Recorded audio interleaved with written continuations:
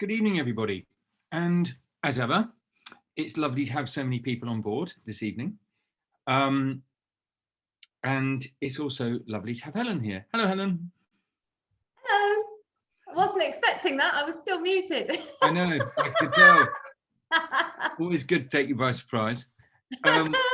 So this evening's presentation is, of course, with the lovely Helen, who is going to be talking about, as you can see from the title, whale watching. And whale watching in all sorts of different places around the world. I know that Helen is going to begin in Alaska and gradually work her way around the globe via a place that she loves and I love too, Baja, California, and then up into various other places, including Svalbard, and then ending up in South Africa and Sri Lanka. I know you haven't whale watched everywhere, but where's your favourite place? Baja. As if I didn't know the answer. Why would that be, I wonder? Well, yeah, my first trip as a wildlife worldwider, and so you unleashed a monster, put it that way. Yeah, sorry about that. I never dreamt I would see so many species in one trip and so close, and just with you know, just the whales in their natural environment, obviously, but being so unconcerned by our presence. There's something incredible about that, really. It's quite something, isn't it? It's quite something, and something which I think I'm right in saying both you and I are going to be lucky enough to be doing next year. Is that right? Yes, you're going on different first, trips, though. You're going first. Yeah, sorry about that. I think I'm. But going I might be going twice. Fingers crossed. What? Who on earth authorised that? Got to have something to do with Dan. Hey. Look, I just need to say to the many wonderful people that we've got on board this evening, please don't forget to make use of chat and the Q&A facility, which you will find if you're on your computer at the bottom of your screen, and if you're on a handheld device, it will be somewhere near the top, I think. Last week I was using a handheld device to do this, and there were some complications with it. So I'm very pleased that my laptop is now back and I'm able to do this more normally. Helen, look, there's no point in me rabbiting on. People don't want to hear about me. They want to listen to you talking all about lovely whales, the whales that we love, that we've seen in various places around the world. So I'm going to disappear and I'm going to hand over to you, and I'll chat to you a little bit later. Perfect. I'll try and keep it to 30 minutes. We all know it's going to be 40 minutes, but... Really? You've never succeeded so far. Why start now? I'll make it as concise as I can. Fantastic. Round the world in 30 minutes with Helen. Very good. I'll speak to you later. Okay. Right, okay, good evening everybody. Thank you as always for giving up your evening to join us. It's really appreciated. We love giving these talks and we love your feedback. So please do just get in touch with any questions. You can email me, you can call the office, or you can use the chat facility this evening. Right, so whale watching, my word, where do we start?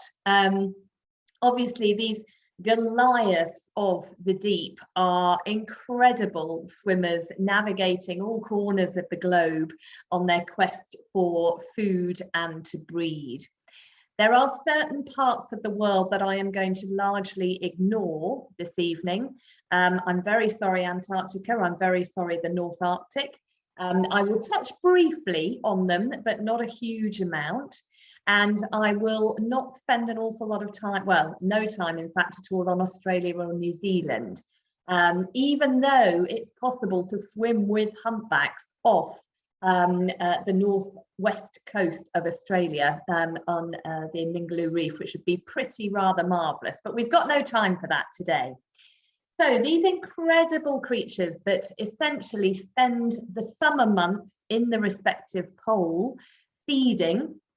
So you'll often find a plethora of whales in the Antarctic region between November and March, and also in the high Arctic over the Northern Hemisphere's southern months. They're feeding hugely over that period, and then they tend to migrate to equatorial or warmer waters in order to breed. So whether you've got humpbacks cruising up the western east coast of Australia from Antarctica, whether you've got them coming up through the Pacific to go to Hawaii to breed, and whether they're moving to Baja, the Azores, their movements are a constant cycle of feed and then breed, feed and then breed. Now, any creature, quite frankly, that can weigh in excess of 150 tons, that can eat the equivalent of an African elephant on a daily basis, that is almost the length of a Boeing 737, that has the ability to consciously breathe. Unlike us, they choose when to come to the surface and when to breathe. And I think, quite importantly and impressively, any creature that will swim a 12,000-mile round trip just in order to find a mate, I think that's worthy of our attention, really. So what I'm going to do is, over the next half hour, maybe 40 minutes, I'm going to whiz around the world. And as Chris said, we are going to start in Alaska. So as mentioned, you get a lot of whale activity up here over the Arctic summer months. So whether they're coming in through the Alaskan Strait and coming up, as you can see here, or whether they're coming in from Baffin Island, from Europe, what you'll find is that on that migratory route, if they're coming into the Bering, into the Chukchi, into the Beaufort Seas of the high Arctic, and between Alaska and Far Eastern Russia, this is a superb spot. Now, we actually suggest that you head to Alaska and Sitka Sound in particular, part of the Alaskan Panhandle, slightly earlier than the summer months. We suggest that you head there during March and April. And if you have the time at that time of year, you can join us on a photography trip with Nick Garbett. Quite a few of the images that you're going to see today are courtesy of him. So thank you very much, Nick. And we offer a trip March and April when the humpbacks have actually altered their migration slightly to coincide with a herring run in the Sitka Sound area of Alaska. Now, humpbacks are a baleen whale, which means that they are filter feeders generally.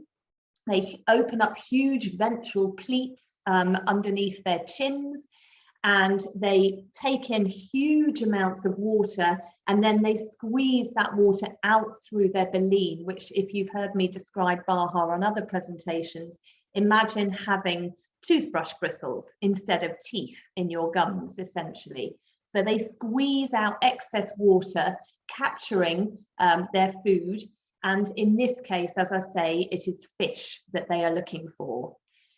Now, not all humpbacks can do this, but this is an aerial view of what we are going to Alaska in March and April to try and find. And if we're lucky, there can be up to 70 events in a single day of this particular phenomenon, which is called bubble net feeding. And if you look right in the center of the screen, you can see those extended ventral pleats of a humpback whale rushing to the surface. And there's another one just to the top and the right of it. They generally do this as a group cohesively. There will be one ringleader who will usually start the process. They will dive fairly deeply and they will start to blow bubbles out of their blowhole. And they will move in a very gradual circular direction coming up towards the surface so that the bubbles actually essentially become a net for the schooling fish. And other humpbacks will come and help the ringleader and move to the surface again in this circular process, and thereby maintaining this net of bubbles and whales until all of them rise to the surface, mouths agape, like you can see here, swollen ventral pleats, and they literally then take in that masses of food. You can see the baleen here on the upper plate of this particular humpback. So they're bristles, and they will then basically filter out that water, take in huge gulps of fish. They don't, you know, sort of break down their fish. They swallow it whole. So they're taking in vast amounts of their prey as they do this. As we can see, sometimes 30, 40, up to 70 times a day. So it's a real skill. And we're looking really within a 12-mile area on this particular trip. We have a private charter of a boat. We have one single place left on all of our future departures, and that's going out in 2004. So if you've got a 10-day period spare in March 2004, it's between March and early April, let us know, and you could be lucky enough to see this incredible phenomenon. And as you can see from this particular image, it often happens incredibly close to shore. Go on. Yes. I'm guessing you don't actually mean 2004. Ah, 2024. Thank you. There we are. That's what the boss is for. Yes, in 2024. Sorry, we're not going back in time. So yes, March, April time, Alaska, and we're very much hoping that with the photographer Nick Garbett that you will come across many attempts at this incredible phenomenon that is bubble net feeding. Now, whilst we're in this area, literally across the water from Alaska, and we head into the far eastern corners of Russia. And where my mouse is, if you can see, there is a small island that my mouse is circulating around here. And this is Wrangel Island in Russia's far eastern Arctic. And Wrangel Island has the accolade of being the area in the world that has the highest density of denning polar bears anywhere in the world. What's that got to do with whale watching, you ask?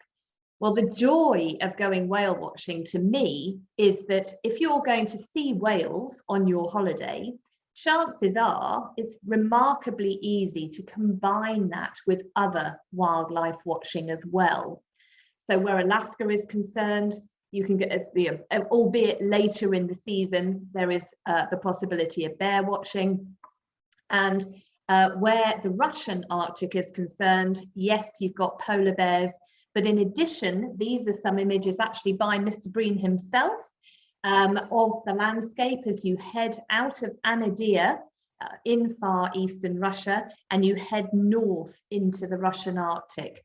And along the way, you may well come across humpbacks, as you can see here, and get some phenomenal photo opportunities. There are grey whales in this area. It's part of their migratory route and their summer grounds, because we offer this trip in July and early August. You also, as you leave Anadyr, it's often possible to come across beluga whales. So up in this particular area, you've got whale watching, polar bears, potential of Asiatic brown bear on the Wrangel Island trip as well. So that goes out in July and August every year. We do a private charter to Wrangel Island. We've got very limited spaces on next year's voyage. We've got triple room shares and we've got one female twin share left. That's it. But we are working on Wrangel 2023. So if anybody wants to go on a waiting list for that, we can contact you as soon as that departure is finalised and launched. So what we're going to do now is we're going to come slightly further south, and we're going to head into British Columbia in Canada. Now, Canada for many people is the ultimate in terms of whale watching, because you've got the Pacific coast, you've got the Arctic, and you've also got the Atlantic. So there is something for everyone where Canada is concerned. But British Columbia in particular, over on the west coast, easily accessible from Vancouver over to Vancouver Island into the Great Bear Rainforest, combinable with the Rockies for bear watching. This really is a fantastic place to build in whale watching into a wonderful, wonderful holiday. So this really is the domain of orca in particular. Males are easily recognizable by their incredibly high fin that you can see in this particular image. So it's the domain of orca. If you get to see them breaching, even better. Fantastic shot, this one. And also humpbacks, known as the whale watcher's whale, because they are so acrobatic and generally really not shy at all for whale watching boats. Now, in terms of where to go over on BC, so this is an image of Vancouver Island, and from Vancouver that you can see over in the west here, easily accessible. Air Canada and British Airways offer non-stop daily flights. You can then either take ferries across to Vancouver Island to a number of different points along this east coast, or you can take seaplanes, which is a lovely novel thing to do if you haven't been in one before. So once you're on Vancouver Island, it's very easy to self-drive. You can take your cars over on the ferry, and you may well come across whales as you actually go on that ferry across onto Vancouver Island. But there are a number of points that I'd just like to mention briefly. Victoria, which is south of Sydney, that has just been highlighted on this map. Victoria is the capital of British Columbia, and a lot of whale watching outfits looking for orca in particular go out from Victoria. We prefer to just go slightly further away from Victoria and start our whale watching trips from Sydney. That way you are closer to where there are resident pods. There are also transient pods of orca in this area. You may come across sea lion, across seals, all manner of sea birds. So Sydney, we would definitely include for a couple of days just to get you out on the water and get you familiar with the lay of the land, so to speak. If you were driving across to the west coast, about a 4 or 5 hour drive from Victoria, you get to Tofino, which is just to the north of the Pacific Rim National Park, which is a stunning, stunning area to visit. From Tofino, you can do daily whale watching trips. You can also do coastal bear watching for black bears that are in this area. And also, if we come across to the east coast again, Campbell River is the off point for a very famous bear lodge that we offer, which is called Night Inlet Lodge. And on their 4 or 5 night packages from Night Inlet, you actually get a full day's whale watching as well. So in addition to bears, there are humpbacks that go through this area. There's orca. There's even been reports of minke whales every now and again. But if we go further north even still, up to Port McNeill and Alert Bay, we have another bear and whale watching lodge up here, Farewell Harbour, that we can offer. And we also have a wonderful trip, which is kayaking with orcas. And that goes out from Port McNeill. You can then spend 3 or 4 nights in an orca camp, going out on kayaks on a daily basis. You really need to be doing this from about mid-July onwards, and it's during the summer months that that's a possibility. For the rest of what I've mentioned on Vancouver Island, you can do that right the way through to September, October time in terms of bear watching and also whales. So lots and lots of opportunity in this area. We also, if you really want to see the best of what the water has to offer, we can offer trips aboard liveaboards, where you spend a week, for example, cruising through the Great Bear Rainforest or to the Haida Gwaii Islands, which is superb for whale and bird watching. And this is a lovely way of combining birds, possibly coyotes, as well as whales and also bears. So it's a really, really nice thing to do. And these also, there is a trip up in southeastern Alaska where you can spend 7 nights on board, and you're not going to get any closer to the action than that. So moving away from British Columbia, we're coming down to brilliant Baja. Right, so this is a mecca for whales. You need to be visiting here really between January and April.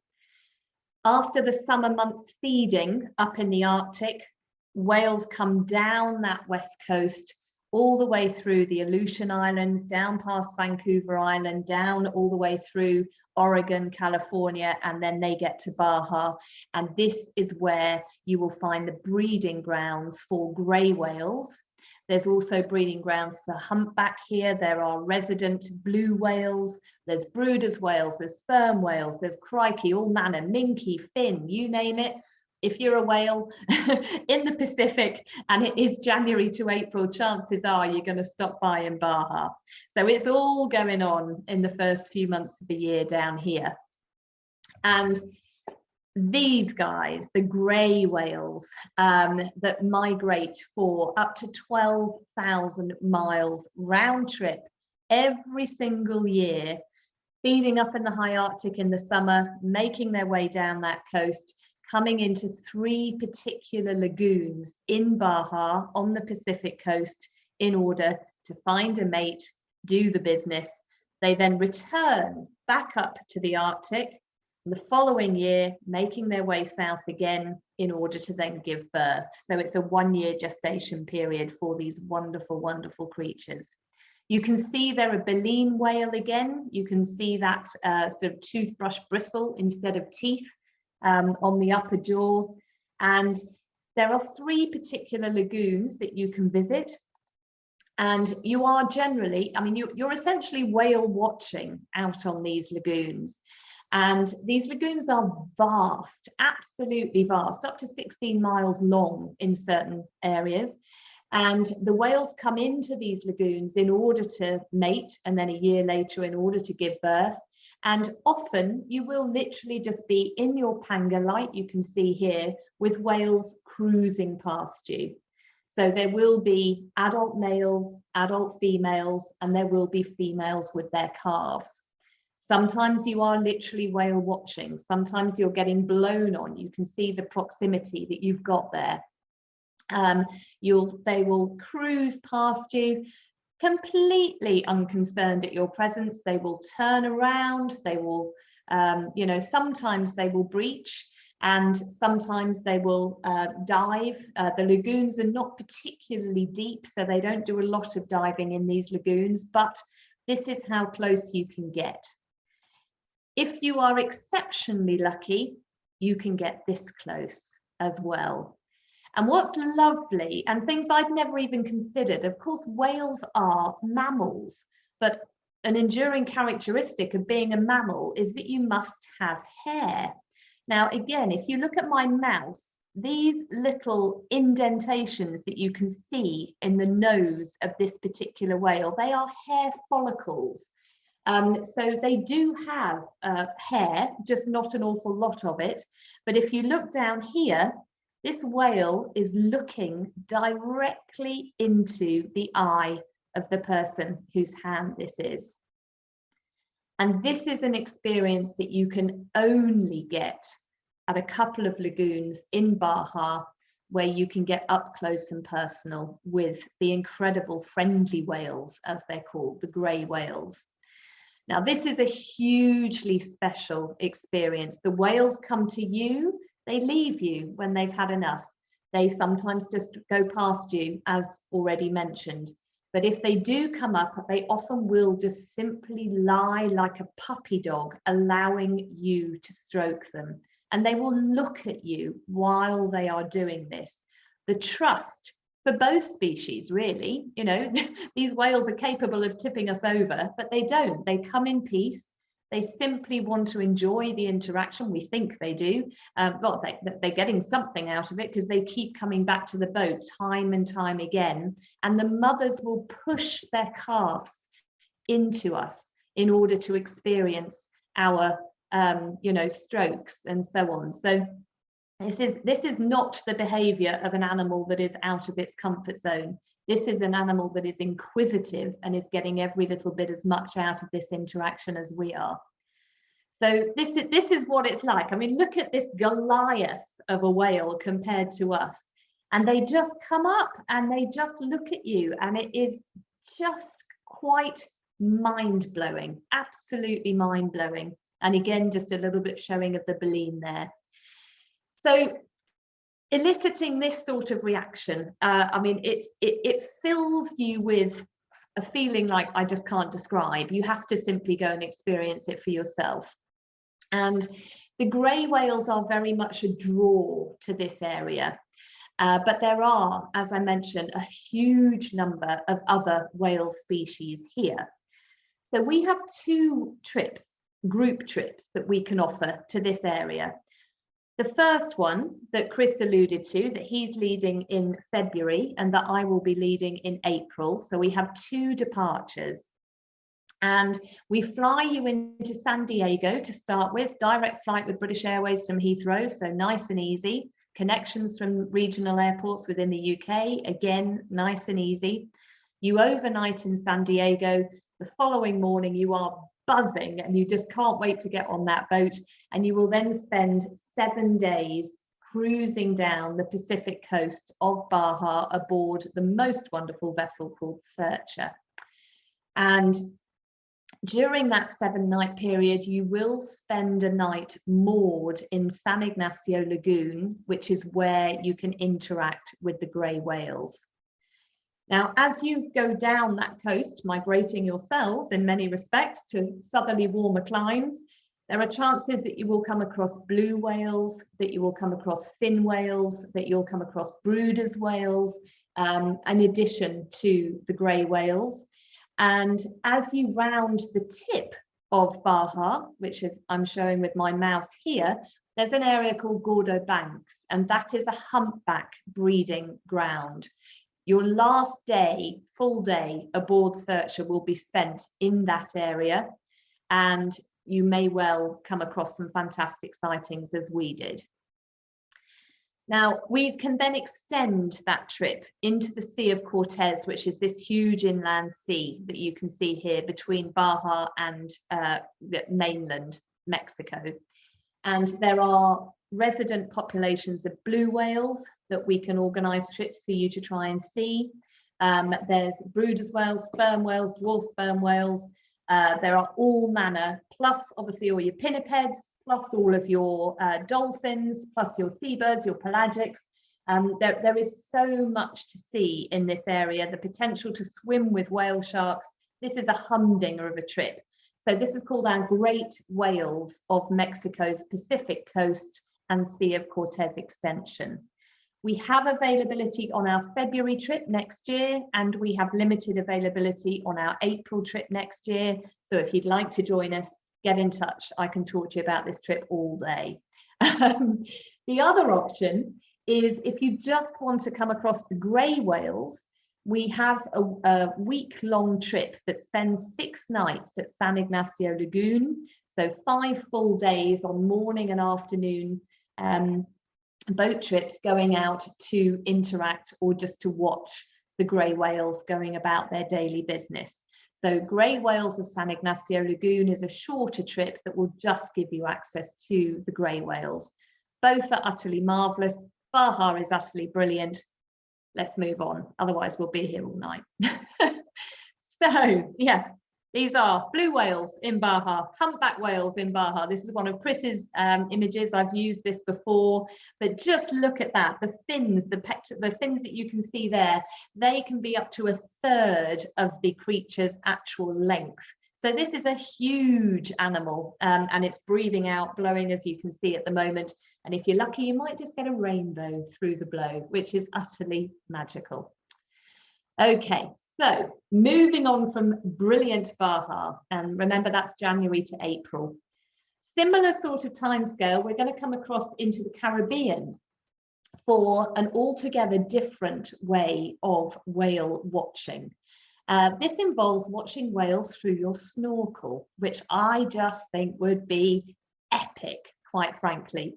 So we're coming into the Dominican Republic, and being on the Atlantic side, obviously, rather than the Pacific side, this is a breeding ground for your Atlantic-based humpback whales. So the Dominican Republic, just offshore, is home to an area called Silverbank. And between January and March every year, we are able to offer 7-night liveaboards, whereby you go out on twice daily excursions along Silverbank looking for the humpback whales, with the added extra that you'll actually get into the water with them. Yowzers. This is bucket list stuff. You often have to book 2 or 3 years ahead in order to actually get availability. However, I have done a couple of quotes for this recently, and we did have availability for next year, and the Dominican Republic is now off the red list. We fly you via Miami for a night, onto the Dominican Republic for a night, and then 7 nights on the liveaboard, where you then get to do this. Yowzers. Yes, please. Okay, right, moving on, because I'm aware that time is of the essence. Eastern Canada, wow, wow, wow. If you want lots and lots of different whale species, you go to Eastern Canada. So Baja, loads of different species between January and April. Eastern Canada, loads of different species over our summer months and into autumn. Now, Eastern Canada is quite large. We've got Newfoundland, we've got Labrador, we've got Nova Scotia, we've got the Quebecan side. There's a lot of ground to cover here. So I'm going to start with the Bay of Fundy and Grand Manan. Now, Grand Manan is an island located within the Bay of Fundy, and the Bay of Fundy is a hugely important whale area simply because it has the highest tidal difference in terms of water levels between high and low tide. When the tide's coming in, it brings with it a huge wash of nutrients, cold water nutrients from the ocean, and when it runs out, it's that overall cyclical motion and nutrient recycling. Now, the Bay of Fundy is not just known for being part of the Maritimes, so eating lots of lobster if you're not vegetarian, wonderful lighthouses, very beautiful, quirky architecture. There's some brilliant birding in this part of the world. And in addition, we have got some amazing whale trips. So if you have a look on here, Jolly Breeze is the name of this vessel, and St Andrews, New Brunswick, NB. That's where it is registered. St Andrews by Sea, it's sometimes known as. This is really the key base if you want to go out whale watching in the Bay of Fundy. We fly you into St John, New Brunswick, and from there, 2 hours, or well, no, not even, just further south down the coast, you get to St Andrews by Sea. And then if you stayed for a week, for example, you could do a series of morning whale watches, afternoons going walking, bird watching, exploring. And you can kayak, you can go by rib, you can go by Zodiac, you can go on the Jolly Breeze. The key whale that you would be looking for in this area would be the North Atlantic right whale. Critically endangered. Reports over the last year or two are suggesting that they are potentially moving further north. However, we have done a festival of whales in this area, predominantly looking for North Atlantic right whale. But again, you've got a huge number of other whales found in the area, from humpback, harbour porpoise. Yes, I know that's not a whale. It just came to me at that time. But yeah, minke fin again. So lots and lots of choice. And if you go, say, August, September, or mid-July, August, September, then fingers crossed. So that was down here, that little blob where my mouse is, that is Grand Manan, and this is the Bay of Fundy itself. Now, if we go around Nova Scotia here, then we come up to the Gaspe Peninsula that you can see the arrow to here.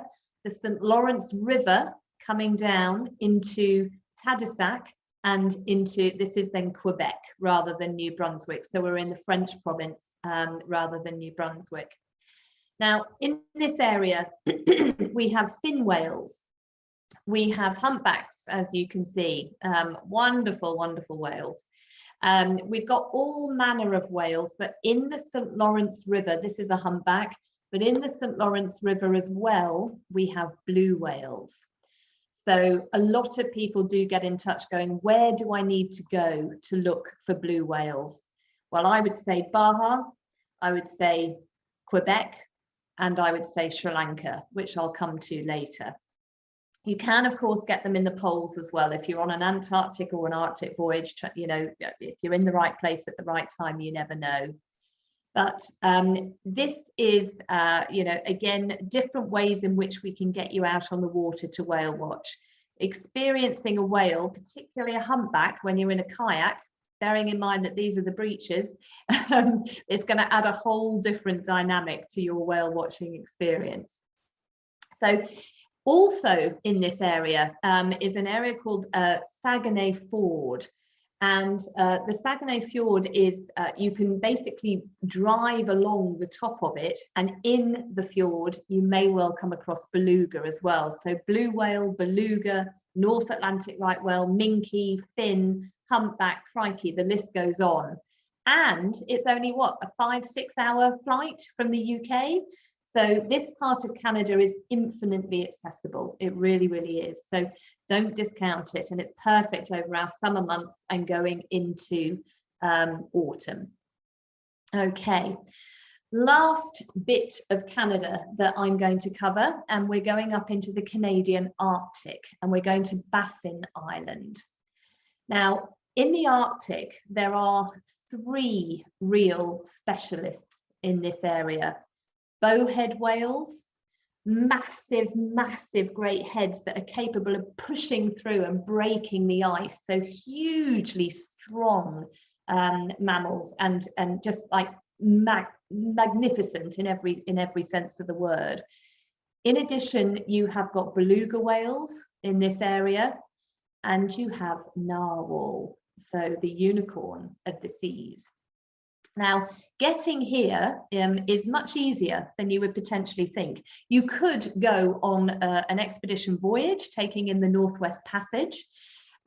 We offer the chance of simply flying to Quebec, and then basically, or taking a sort of 5-day trip up in and flying in to Baffin Island to a place called Pond Inlet. And this is on the floe edge. So you're actually able to look for polar bears up in this area, as well as narwhal, bowhead, beluga. So, you know, just literally, you will not be sharing this with anybody. You can camp in mobile camps that are set up every year on the ice. Quite fabulous. So yeah, Baffin Island, and this would be, as I say, beluga, bowhead and narwhal. So, crikey, we're doing all right, 8:13. Right, so where else? Well, a little bit closer to home, we have the Arctic on our doorstep. We have the Norwegian Arctic. So this is just, you know, a very, very accessible trip for us. We fly into Oslo, and then from Oslo, we fly up to Longyearbyen in Spitsbergen, or Svalbard, as it's sometimes known. We have our Festival of Wildlife happening there next June, and we have privately chartered an expedition vessel called Ocean Adventurer for 8 nights, and a group of us will be heading up here primarily on the search for polar bears. However, when you're up there, blue whales, potential, minke, fin, again, there's a whole heap of whale and other marine mammals, walrus, that we may well come across, which would be absolutely superb. So eyes will be peeled, and all really within a couple of hours of the UK, you know, so you don't have to go to the ends of the earth in order to come across these wonderful creatures. You have that background of glaciers, potentially polar bears, you know, with a whale's tail in front of it, incredible seabirds, sheer cliffs we've got Arctic fox. There's all manner of wildlife that we'll be looking for in this area. And again, just sticking closer to home, going to slightly warmer waters than the Norwegian Arctic, but obviously down on the coast here that you can see, just off Africa and Portuguese, we have the Azores. Now, the Azores are a huge migrating route. So from early summer, May, April, May, June, you have migrating giants coming through this area. And it's particularly good for sperm whales. They are very recognizable. They've got really, not just by size, I mean, they're like a London bus, but they have very wrinkly skin. And these are the deep divers of the cetacean world. So these guys are toothed whales along with orca. They go deep diving. These are the whales that can sleep vertically rather than horizontally, and they can hold their breath for 90 minutes to 2 hours. I mean, crikey, can you even imagine? Colossal animals, feeding on giant squid primarily, but very accessible with the Azores. So, really, again, not too far away from the UK. In addition to that, we can do long weekends to Iceland. If you want to go and try and find orca, going out in February and March, you might also be lucky enough to build this in, to potentially seeing the Northern Lights. So lots of potential on our doorstep. Trips to Mull, very, very popular, and we go out on a day's whale watching. We have a number of trips where we spend a week on the island of Mull looking for eagle, otter, and we do puffins, but we also do have the potential to look for minke whales. So there's an awful lot out there. But of course, I couldn't not cover my beloved Africa. So just a very, very quick plug. And down in the south, we have Hermanus, which is only an hour and a half from Cape Town. There are vineyards that you can stop at on the way. Of course, I've got to mention both. And here, this is home to the South Atlantic right whales, or southern right whales. Also home to Brooder's whales, and also home to humpback whales. So again, there are a number of species that you could potentially come across here. Key months are really July to October. Sometimes they'll be arriving from June, sometimes they'll stay till November, but July to October, so their winter, our summer. And this is Hermanus itself. I've sat on these cliffs a number of times, potentially with a glass of beer in my hand, rock dassies just scuttering around you, skinks, sort of sunning themselves around you. And literally at the bottom of those cliffs may well be southern right whales. There's, just on the subject of southern right whales, there has been the most amazing video doing the rounds on Facebook. I don't know if you may have seen it, but it's the same whales that I had on my very first slide. They're quite distinctive. They have these things called callosities, which are great big patches on their heads and on their backs. And it's very green water, and it's a drone footage of a person on a paddleboard, and the paddleboarder has to crouch down and bring the paddle in onto the board, because she's got a southern right whale literally sniffing around underneath her board, and it stays with her. You can watch this video for minutes, and you can only imagine what is going through the head of this paddleboarder. And it's taken in Argentina, because you have the Peninsula of Valdez in Argentina, which is also a mating and breeding ground for southern right whales, as is Hermanus of South Africa. Now, if that looks a little bit too crowded for you, then Chris Bryon and I can also very, very much recommend a beautiful lodge, which is about 3.5 hours away from Cape Town, in a stunning nature reserve called De Hoop, or De Hoop, H-O-O-P. And this is a fantastic lodge there called Lekkerwater that he and I both had the great fortune to visit back in 2019. I went in July, he went, I think, in August. Literally, as you can see there, you're on a nature reserve. You stand on the deck at this property. You look to your left to look all the way along the east coast. You look to your right to look all the way as far as you can see along the west coast. You do not see any sign of human habitation. This is magic. And the southern right whales just literally swim in front of the lodge. I mean, you could almost touch them. You can have your sundowners on the beach. We went leopard tracking on the beach here. All the excursions are just walking in the hills around the lodge and heading down onto the beach to look at rock pools and to basically spend your days trying to whale watch.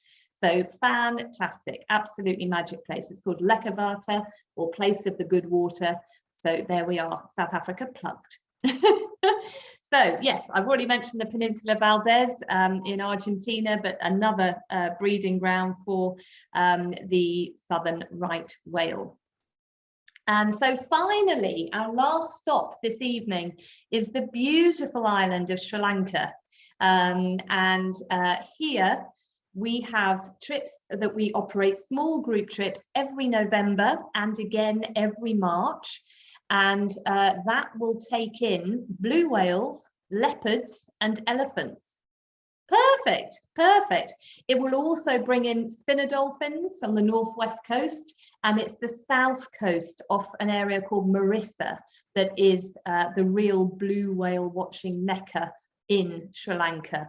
The season is between December and April. That's when the blue whales are off the coast there, and we have trips not just that take in the land mammals as well as the marine, but we also have a dedicated blue whale watching trip, which is a week of going out every morning looking for blue whales, and afternoons at leisure, or we can head out into neighbouring reserves to do a bit of bird watching potentially. So a fantastic, again, brilliant combination of whales and terrestrial mammals, should you so wish. But on that note, I think I've actually done it, Mr. Breen. Look at that, 8:22. Yeah, that was only 3 hours. Amazing. So there we are. Very quick zoom around the world. Quick whiz around the world. Yeah, looking for whales. Gee whiz, that was fantastic. Thank you. I say it every time, don't I? It was brilliant. It's absolutely brilliant. At the end of, if Nick Garbutt's doing a talk, I always think, oh, I really need to be about Tanzania or something. I always feel as though I need to be going off on a trip with him. Or if you're doing a talk about whales or whatever, I feel like I need to go off whale watching. Or if someone else is doing a talk about somewhere else, I always feel at the end of it, I've got to go on do that trip. I know. So what, I know. I'm in shreds. I've got to go everywhere. Oh, I know. I mean, we got some email. I've got a couple of photos today from Brett, who is out in Zambia, because we've got some photographic groups going out there in the next week or 3. And he sent through some images of lion and wild dogs. And I was just like, oh, I've got to go. Yes, I might have used some expletives. I was like, I really want to go. And then I look at all these images of the whales and I'm like, oh, I really want to go. It'll happen. It'll happen. So that was kind of interesting. So when I've not personally been whale watching in Sri Lanka, but when prior to that you were showing Lekkerwater. Yes. And you quite rightly said, I think I went in August, I think end of August, mid to end of Yes. August. I went with my wife Nikki, as you know, and our girls.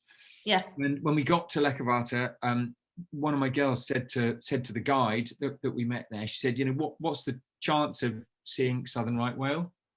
And he said, well, I tell you what. He said, if you lie on your bed and look through your toes, you'll see southern right whales. Fabulous. Yeah. It is amazing. I mean, literally, they were there.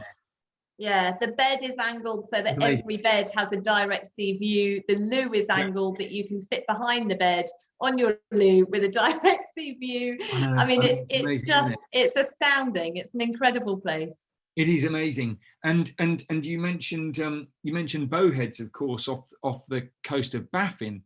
You had them in Wrangell, didn't you? Well, I've been lucky enough to see them in both places. So we were sat at Flow Edge at just, I think, slightly northeast of Pond Inlet. Yeah. We'd been camping, and we had a bowhead whale, because they feed just kind of on the ice edge, on the Yeah. of the flowing ice. Yeah. And we had a bowhead, basically, it breathed just in front of us. I mean, by just in front of us, I mean maybe 25 meters in front of us, as we were just sat quietly, and then was coming down and feeding kind of underneath us. That was amazing.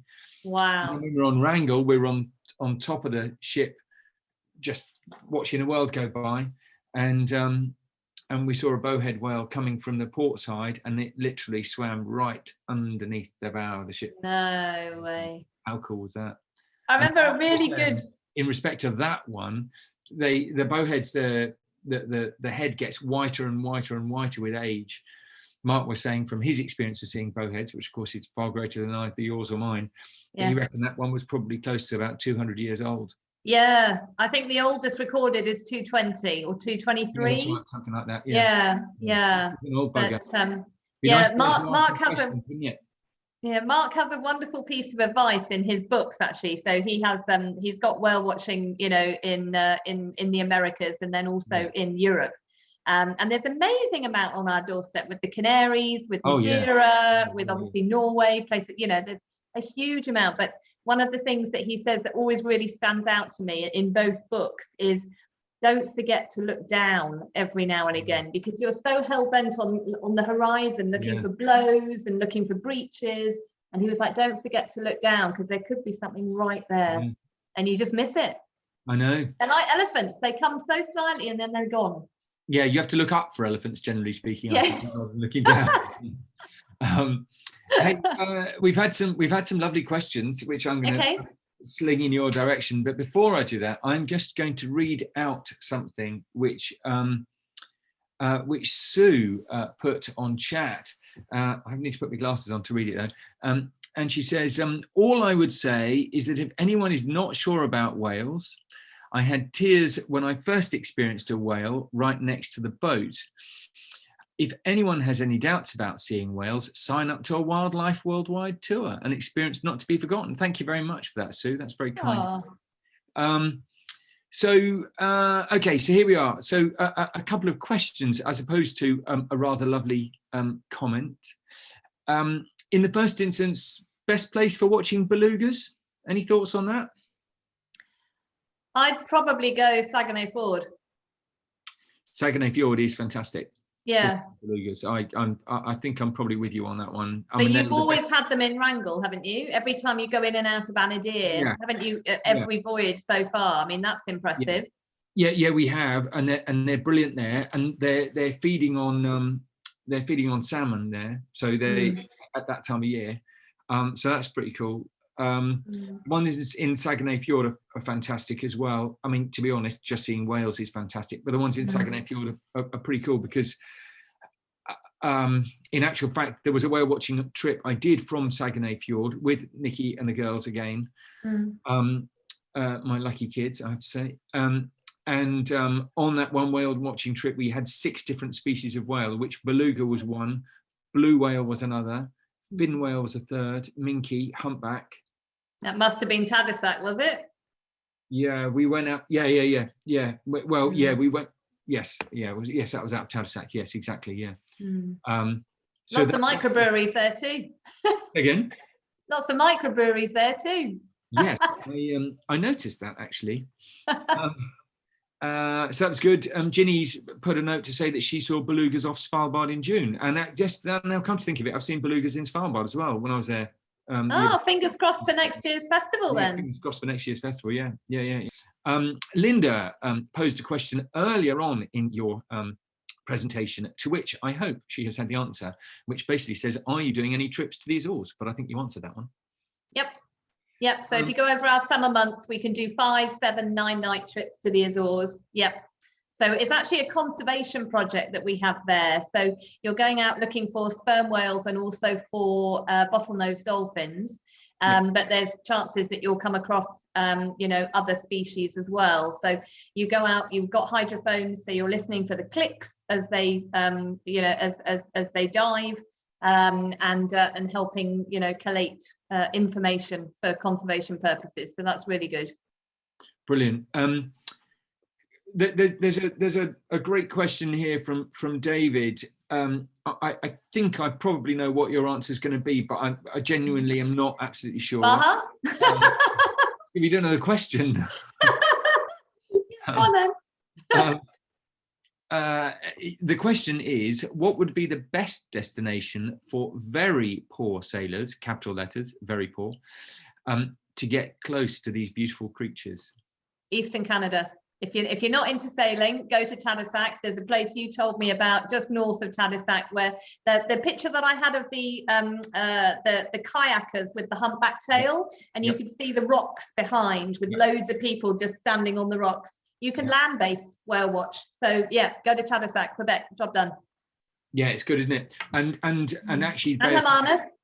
And Hermanus, yes, and Hermanus, yeah, absolutely. That's land-based. Yeah. Land-based. Also, I've done some great whale watching in land-based whale watching in two other places. One of them being the Bay of Fundy, which you also mentioned. Had some good whale watching there. That was a long time ago, but that's neither here nor there.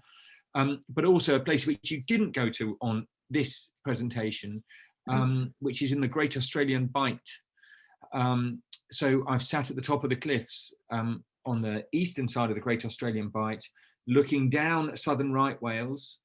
Really? Yeah, absolutely fantastic. Looking down at southern right whales, and they would swim on this particular bay that I was sat at the top of the cliffs of this particular bay, and I would watch them. It was a sort of clearly a bit of a nursery area for mums and young, and they would swim up. So I was sat on the cliff here. They were swimming from my left to my right because of the wind direction, which will make sense in a second. So they were swimming from left to right, and then they would upend. So tails would go up on the right hand side as I was looking, and then they would sail back down again with the tails up. No way. So where was that? South Australia or Kangaroo Island or what? No, South Australia. Awesome. South Australia's magic. Yeah, it's brilliant. But there's some good ideas for David or anyone else for that matter that's interested in land-based whale watching. I'm sure there are many. Kaikoura in New Zealand as well, off the east coast of the South Island. You can sometimes see them from land there too. Yes. Yeah. Another question here. Are there any whale watching trips to South Africa as guided group tours? We have not dedicated whale watching trips, but most of our travelling naturalist small group trips tend to go over August, September time, and therefore they do build in time at Hermanus en route. But maybe that's the trip idea we should come up with. I know a leader. Who? Me? No. Jackie has asked what the name of the lodge was for the stunning right whale watching. It's a place called Lekkerwater, Lekkerwater in De Hoop Nature Reserve in South Africa. Yes. South Coast. Let me just have a look and see if there are any other actual questions. I don't think there are, although of course Ginny also in respect of people who are pretty rubbish on the water has suggested, quite rightly in actual fact, if you are able to get on the water, the Arctic waters are pretty still. Yes. I would concur with that. That's certainly the case. Hey, look, Helen, you always say to me, I've got to remind you to put that last slide on. Oh. Any chance to put that last slide on? There we are. No, not the next last slide. That's hopeless. We've already done that bit. Sorry. God, I've not even had a beer. Who took you on? I haven't had a beer either. Hey, look, everybody, to those of you that are still on board, thank you once again. As you can probably tell, we rather enjoy doing these. The next event is Discover Sri Lanka and India. That's on the 17th of November. And on the 23rd of November, Discover the Kalahari Desert. Who's doing those two, Helen? Me and also Sarah Balcom for Sri Lanka. So we're doing a combo. a Sarah Malcolm, Helen Bryon combo talking. Yeah, there'll be a lot of talking and a lot of probably food connotations. Yeah. Yeah, there'll be an awful lot of talking. They will both be wonderful trips. And, it's potentially a new trip that we will be launching. So watch this space. Hang on. In which talk? The first one or the second one? The first one. Oh, nice. Okay. Sri Lanka and India. Yeah. Sounds very, very nice indeed. Hey, Helen, thank you so much as usual. And thank you everybody for being on board. Thanks for your lovely questions. Thank you for traveling with us. Keep your inquiries coming in. We've got some really super things coming up. And of course, we have the next Wildlife Worldwide brochure, which we are presently working on, which will come out to you sometime between Christmas and New Year, I suspect. But we have got some really, really amazing new stuff that's going in that brochure. So let's just see what happens. Lovely to see you this evening. Thanks again once again, Helen, and we'll see you all next time. Cheerio.